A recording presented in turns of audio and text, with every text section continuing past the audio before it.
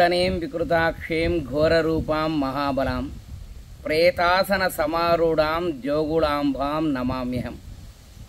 ఆ యొక్క జగన్మాత మనమంతా కూడా నిత్యం మనసా వాచ కర్మణ త్రికరణ శుద్ధిగా ఆరాధిస్తున్నటువంటి మన అమ్మవారు జోగుళాంబాదేవి శరన్నవరాత్రి బ్రహ్మోత్సవాలు అక్టోబర్ 3వ తేదీ నుండి 12వ తేదీ వరకు నిర్వహించున్నాము.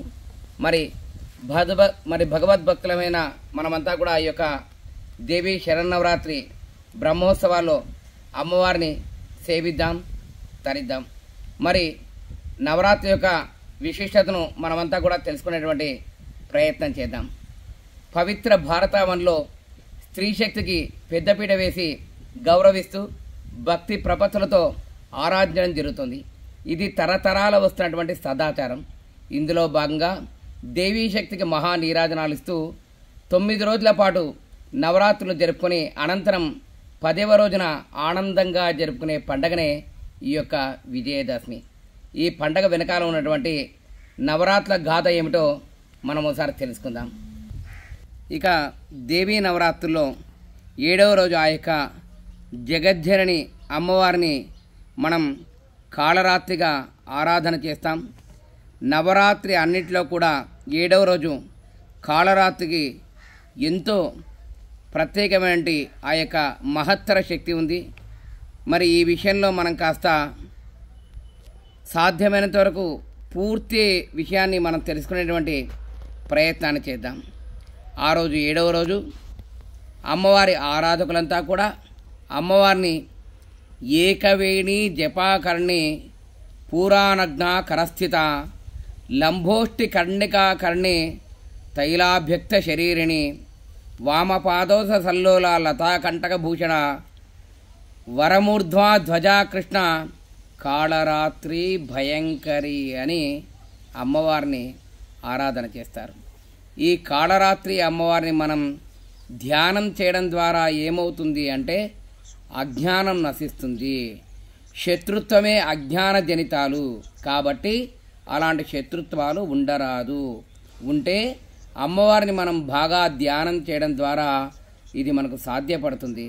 అయితే దేవీ రూపాలను గమనించేటప్పుడు కొన్ని మూర్తులను క్షుద్ర శక్తులుగా భావన చేయడం కూడా జరుగుతుంది.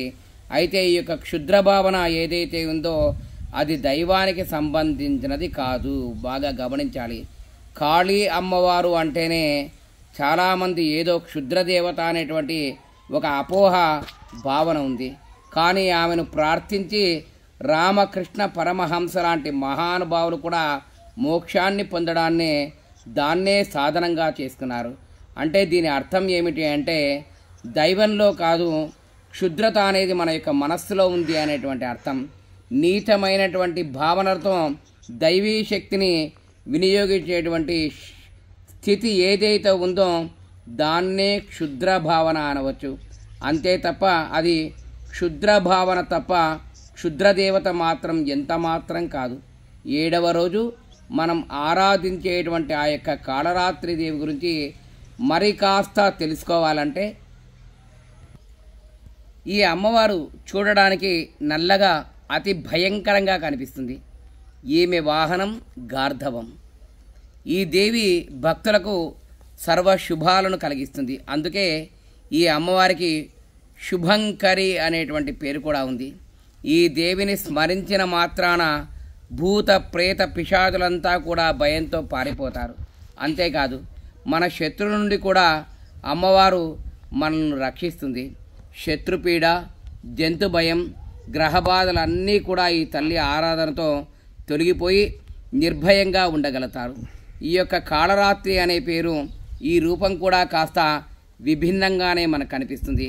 కాళిక అన్న అమ్మవారి పేరు విన్నాం, కానీ రక్తబీజుడిని సంహరించడానికి ఉద్భవించేటువంటి అమ్మ.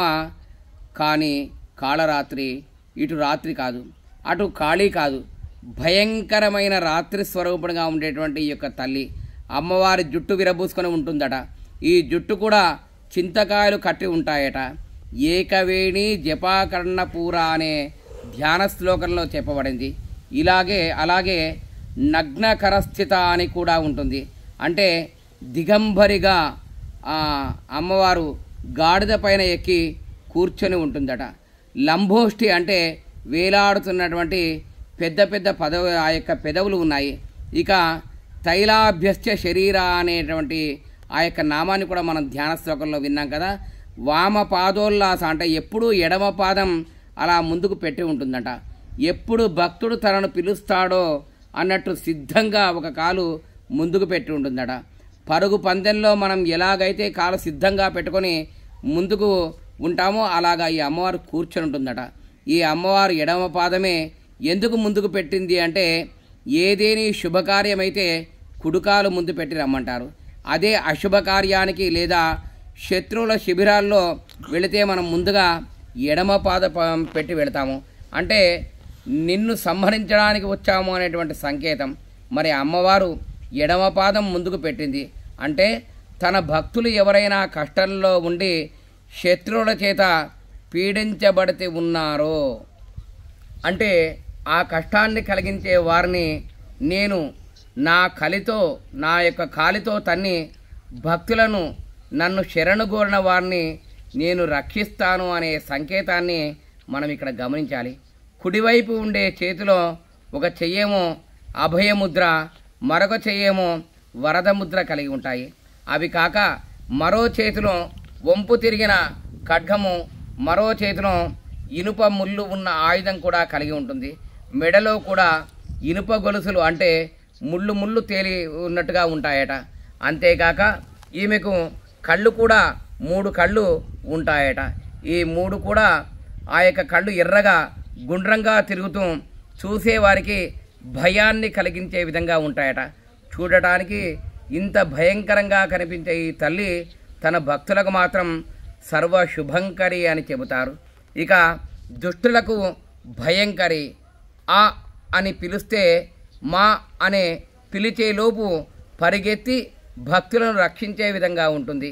ఈ పేరు ఒక్కసారి వింటే చాలు ఎంతటి రాక్షసులైనా కూడా పరుగు పెట్టాల్సిందే.